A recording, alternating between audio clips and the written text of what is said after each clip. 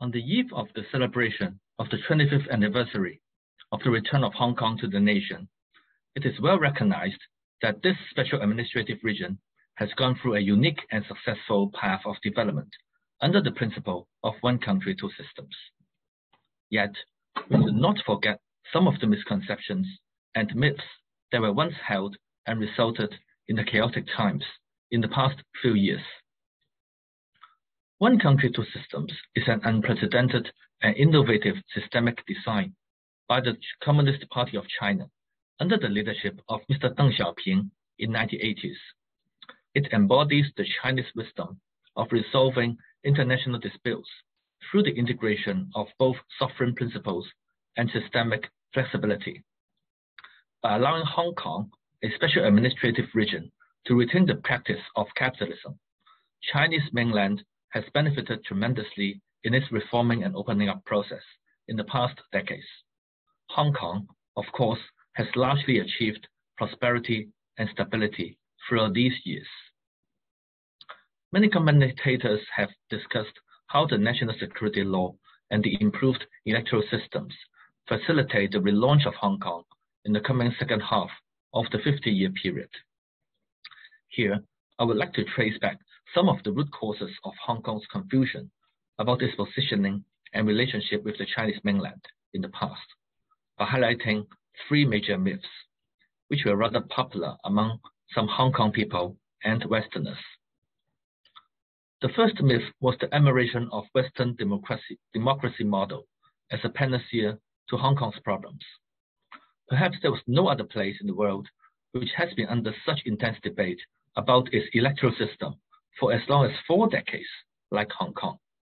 The so-called pan-democratic camp, we call it opposition camp in Hong Kong, was developed because of its insistence in Western-style democracy.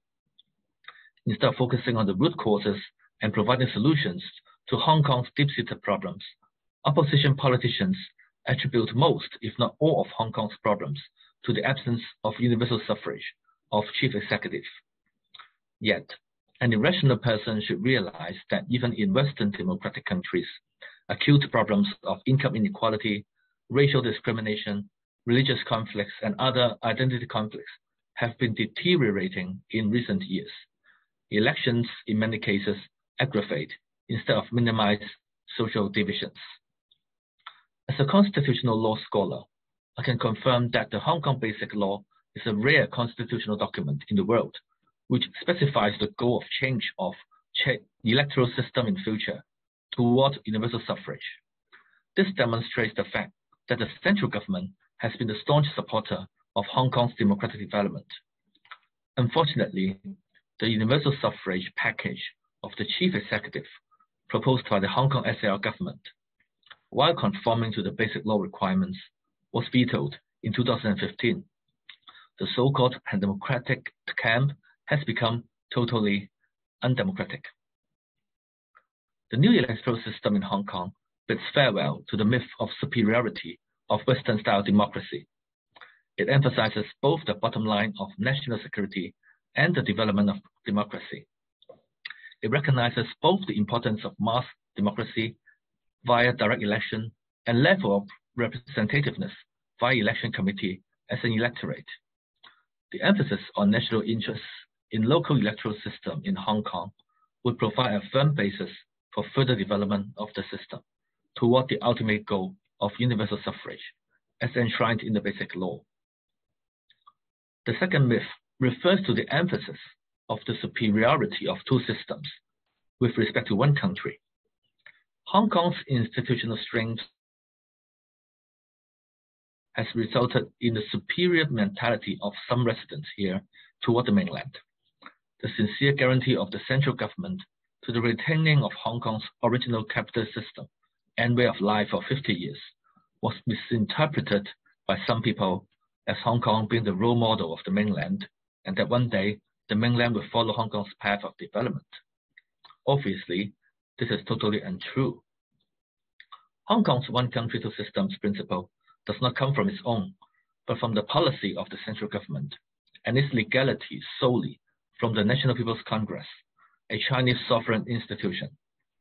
The danger of dismissing the superiority of one country was clearly demonstrated during the riots in 2019, with foreign forces aiming to subvert the central government via Hong Kong. Finally, the third myth relates to Hong Kong's responsibility in safeguarding national security. For years, many politicians have adopted a kind of none-of-my-business attitude toward national security. The riots in 2019 were indeed painful lessons learned by every Hong Kong citizen. National security has been the jurisdiction of central or federal governments all around the world, and local authorities should have no legislative power. Nevertheless, the central government placed high level of trust to Hong Kong by allowing Hong Kong to enact its national security legislation through the provision of Basic Law Article 23. Unfortunately, some Hong Kong people take a biased approach by assuming the safeguarding of national security would infringe their individual rights. Hong Kong, therefore, has failed to pass this important piece of legislation, resulting in the severe national security threats in 2019. The enactment of the national security law has brought back peace, prosperity, and stability to Hong Kong, and the Article 23 will be enacted in the next term of government.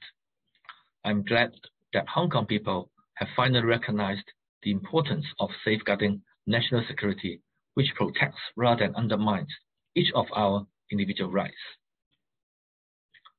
One country, two systems remains the best institutional arrangement for Hong Kong, which benefits both the city and the nation as a whole.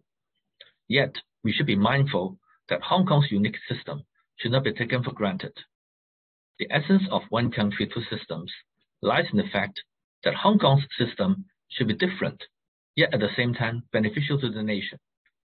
I'm optimistic that this delicate balance could be maintained in the coming years, which will provide solid foundation for Hong Kong's relaunch under the leadership of Mr. John Lee, the next Chief Executive.